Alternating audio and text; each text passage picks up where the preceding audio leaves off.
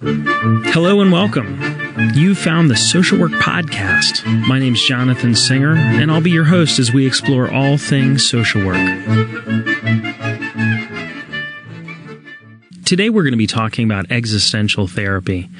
Existential therapy is an insight-oriented therapy, much like Freudian psychoanalysis or Adlerian personal psychology. What distinguishes existential therapy from other insight-oriented therapies is that existential therapy is more of a philosophical or intellectual approach to understanding a person's problems rather than a set of techniques. Existential therapy emphasizes our freedom to choose what we make of our circumstances and believes that we are free and therefore responsible for our choices and actions.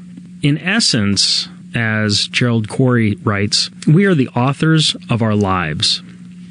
Gerald Corey identifies 6 key concepts associated with existential therapy.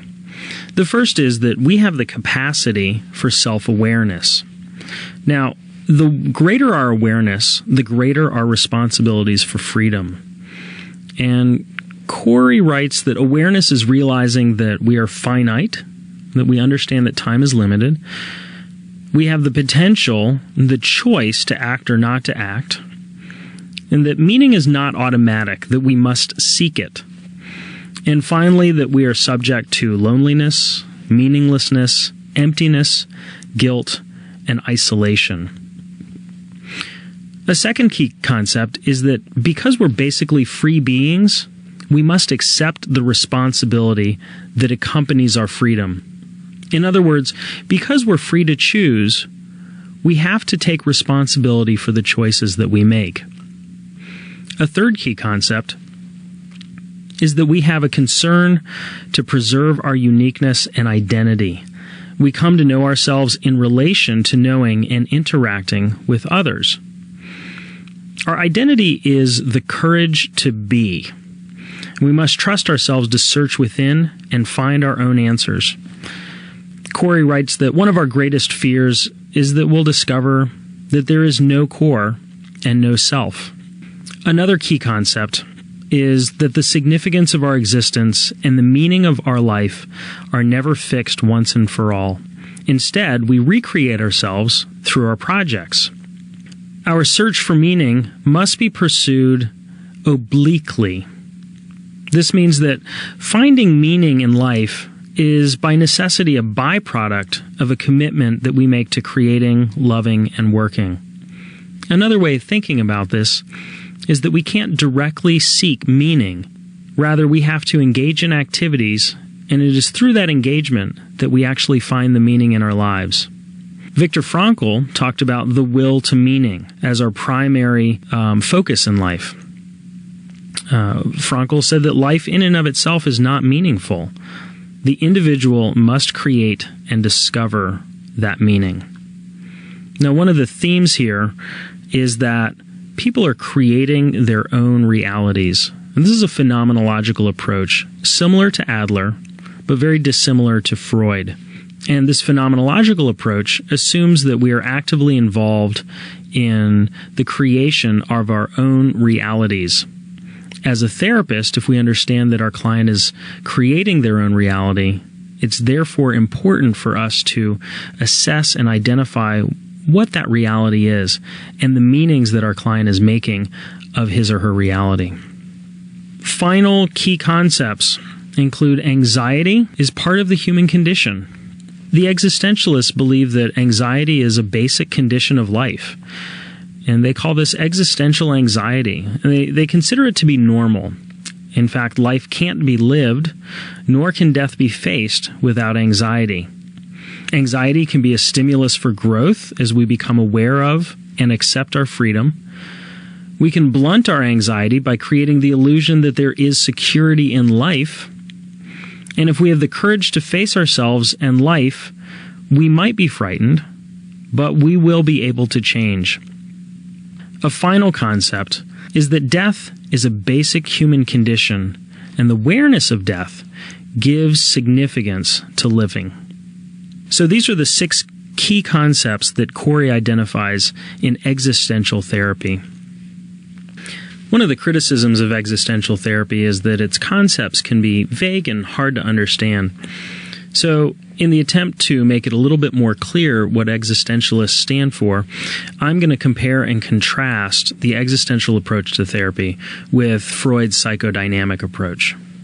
Existentialism believes that we are free to make our choices, and we're not hindered by the past or by biological drives. In contrast, Freudian psychoanalysis believes that freedom is restricted by unconscious forces, irrational drives, and past events.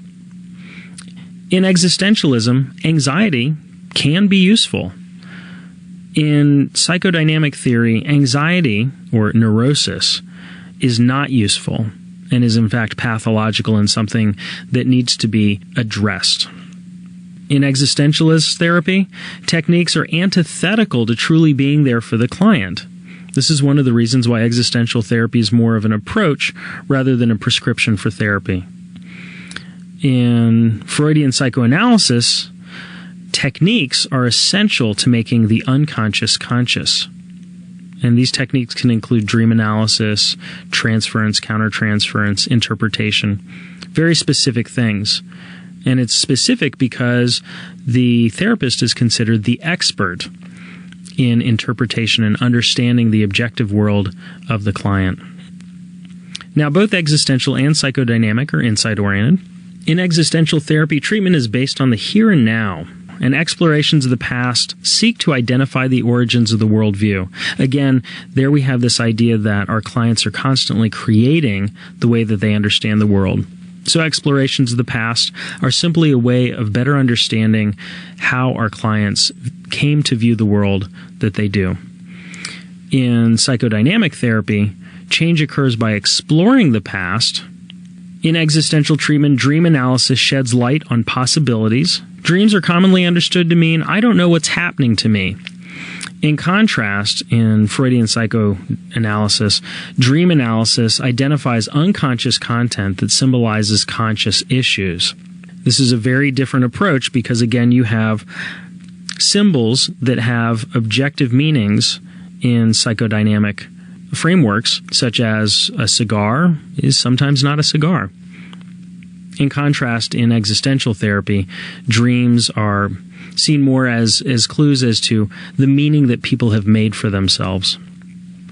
So one clarifying example is that if we imagine that we're working with a war vet and the vet meets criteria for post-traumatic stress disorder, is having difficulty focusing on family relations, difficulty holding a job, has exaggerated startle response, is increasingly focused on issues related to current conflicts around the world as presented on the TV and radio. Psychoanalysis might say that the war experiences have triggered repressed pre-sexual experiences for the vet, and that the id impulses are in conflict with the superego. In contrast, an existential approach to therapy might say that without the focus on Vietnam and post-traumatic symptomology, the vet's world would be revealed as pointless and absurd. If there were specific issues around building a family or future orientation that the vet was having a hard time addressing, existential therapy would probably say this is because the vet is not considering the future as viable and instead understanding that the imminence of death is causing serious questions as to the point of life. Now, the therapist-client relationship is considered to be collaborative. In fact, Corey describes it as a journey taken by the therapist and the client together. The relationship demands that the therapist be in contact with his or her own phenomenological world. That is, the therapist must be aware of the way that he or she is constructing their own world so that they can understand that their client is constructing his or her own world, and that those worlds are necessarily going to be somewhat different. The core of the therapeutic relationship is respect and faith in the client's potential to cope, and sharing reactions with genuine concern and empathy. Now, some therapeutic goals in existential therapy include giving attention to the client's immediate ongoing experience with the aim of helping them to develop a greater presence in their quest for meaning and purpose. Another goal is to recognize factors that block freedom. A third goal is to challenge clients to recognize that they are doing something that they formerly thought was happening to them. So again, this addresses the concept of freedom and responsibility. If your client believes that child protective services is something that is happening to them, it's important for you to help them understand that in fact they are active participants in this world, in this situation, and that their choices and their decisions are components of the current situation that they're in. No judgment on whether or not a confirmed case of abuse has merit, but I'm just saying that in existential theory, that the important thing is to focus on helping your client understand their own action as being part of their world. And finally, the final goal is to accept freedom and responsibilities that go along with that action. The phases of counseling can be broken down into the initial, the middle, and the final. In the initial phase, you really want to see how your client understands their world. Again, this is the phenomenological viewpoint. In the middle phase, you can explore how your clients developed that view of the world and how that view of the world is affecting what's currently going on with them, how that influences what it is that they see as their responsibilities, their actions, what they have choices over.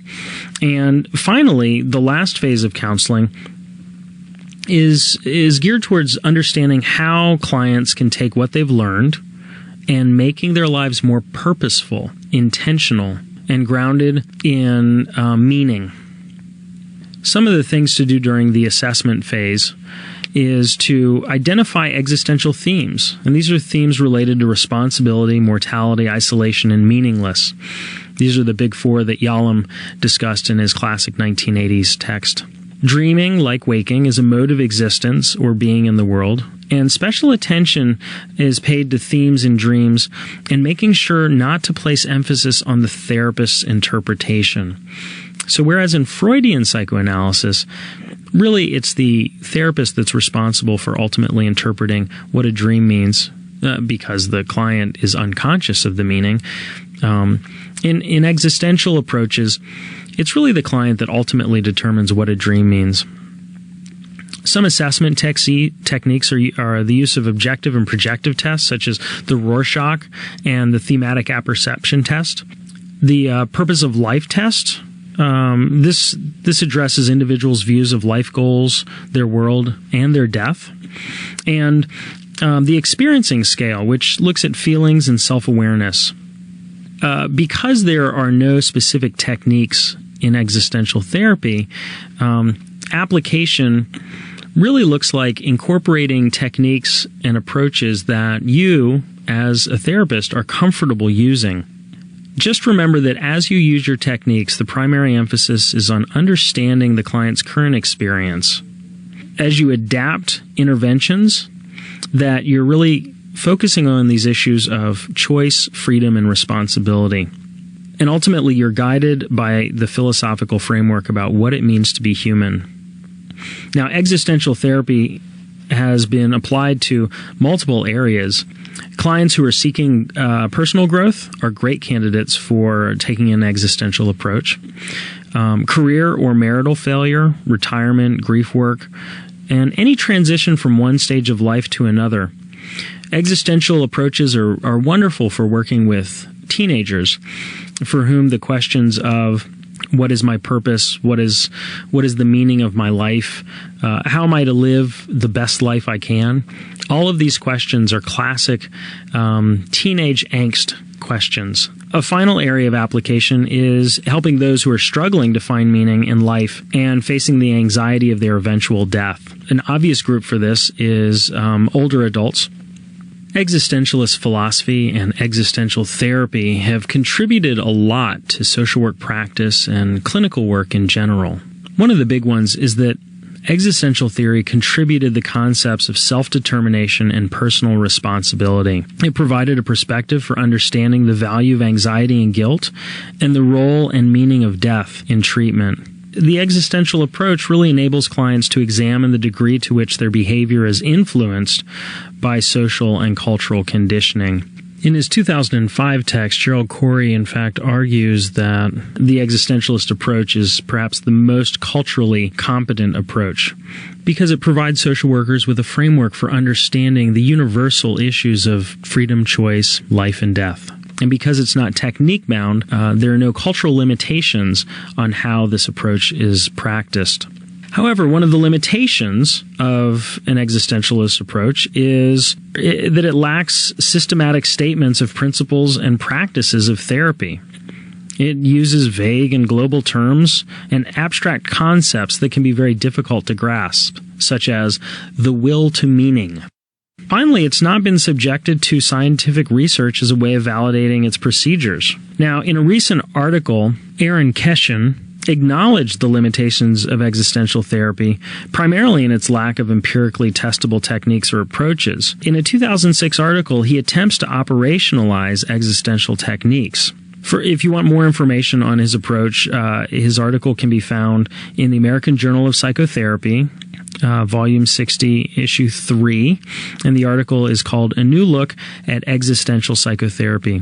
And in this article, he attempts to operationalize the issues of your actual purpose or your substituted purpose in life. And then he applies those to issues of mental illness, substance abuse, personality disorders, things like that.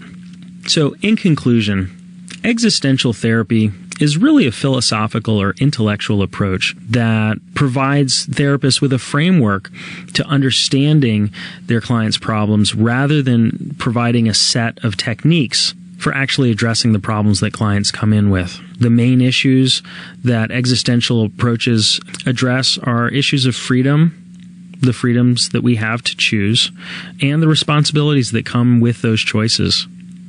The other main issues that are significant are issues of the meaning of life and the reality and acceptance of death. So I'm Jonathan Singer. Thanks for being with me today for this episode of the Social Workers Podcast. If you have suggestions for future podcasts, please feel free to email me at cooljazz@flash.net. And to all those social workers out there, keep up the good work.